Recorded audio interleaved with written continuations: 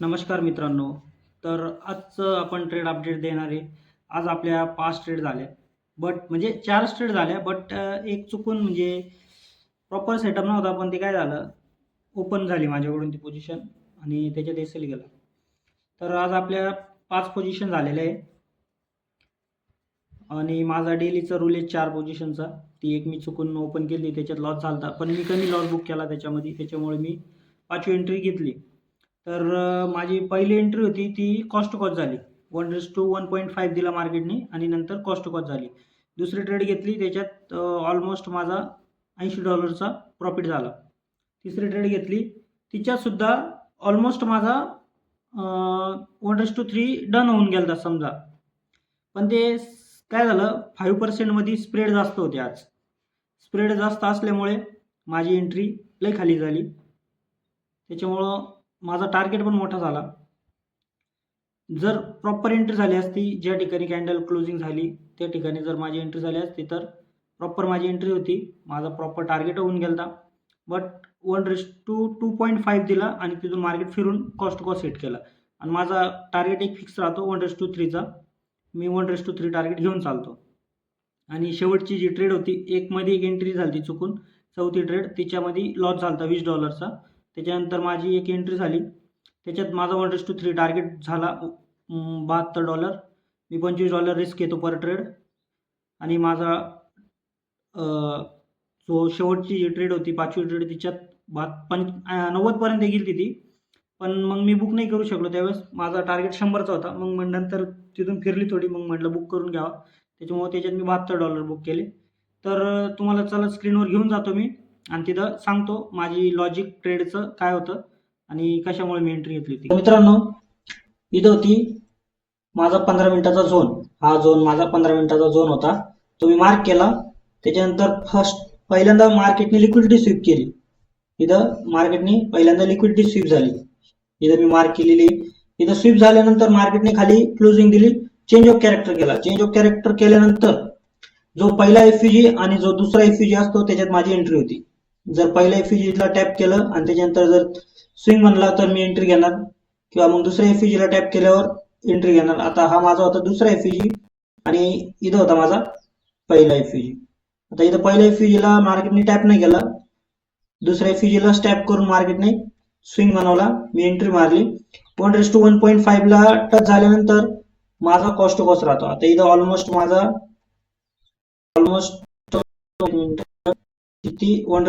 Target done झाला, but मी cost to cost घेतला कारण की माझा 1:3चा टार्गेट राहतो.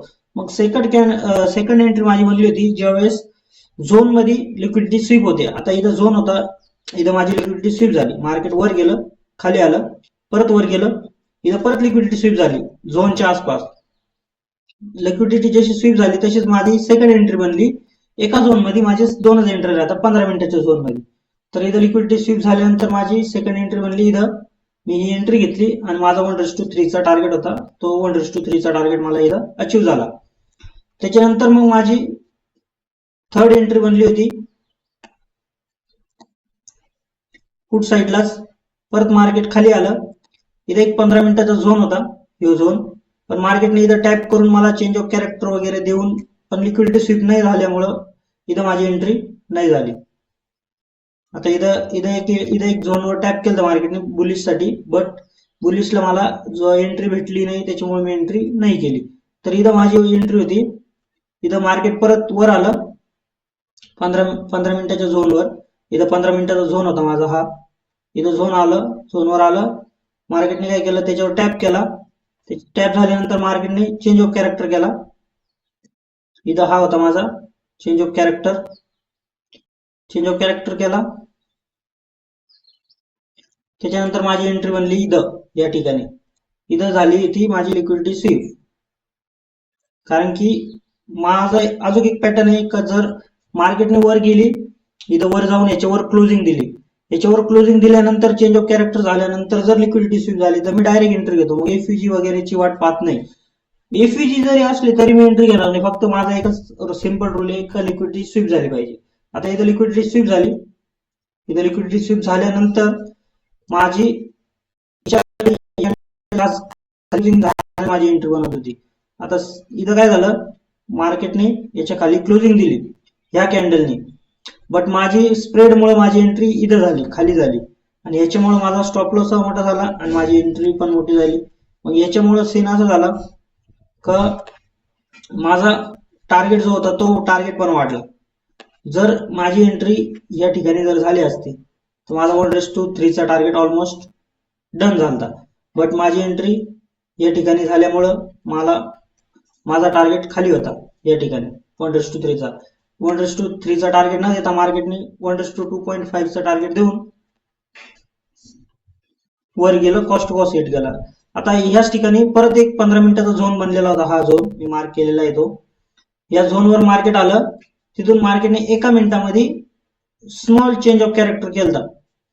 इथं माझी मिसअंडरस्टँडिंग झाली का मार्केटने इथं स्मॉल चेंज ऑफ कॅरेक्टर केलं 1 मिनिटाच्या याच्यावर. तुम्ही पाहू शकता याच्या खाली एक ही क्लोजिंग दिलेली आहे या कॅन्डलनी. मार्केट वर गेलं, खाली आलं, परत वर गेलं, याला ब्रेक केला हायला आणि परत खाली आलं. इथं लिक्विडिटी स्वीप पण झाली, प्लस इथं चेंज ऑफ कॅरेक्टर पण झाला. मग त्याच्यामुळं इथं मला असं वाटलं का मार्केटने लिक्विडिटी स्वीप केली, पण इथं लिक्विडिटी स्वीप झाल्यानंतर एक तर परत लिक्विडिटी स्वीप पाहिजे, नाही तर परत एक एफयूजी पाहिजे होता. ते याच्यामुळं मी थोडी घाई गडबडीत एक एंट्री घेऊन टाकली, पण तिथं माझा पॅटर्न बनेल नव्हता प्रॉपर. त्याच्यामुळे माझा इथं एसएल हिट झाला. एसएल हिट झाल्यामुळं एसएल म्हणजे मी लगेच एक्झिट करून टाकलं. मार्केटने जशी माझी एंट्री झाली, मार्केट वर जायला लागले, मी एक्झिट करून टाकलं. आणि त्याच्यानंतर मग माझी 5th एंट्री म्हटली, 4च एंट्री बनत होत्या, पण ही रॉंग एंट्री झाल्यामुळं मला परत एक एंट्री भेटलेली असल्यामुळं मी परत एक एंट्री घेतली. आता इथं 15 मिनिटाचा झोन होता, हा झोन होता इथं एक 15 मिनिटाचा. याच्यावर मार्केटने टॅप केलं, नंतर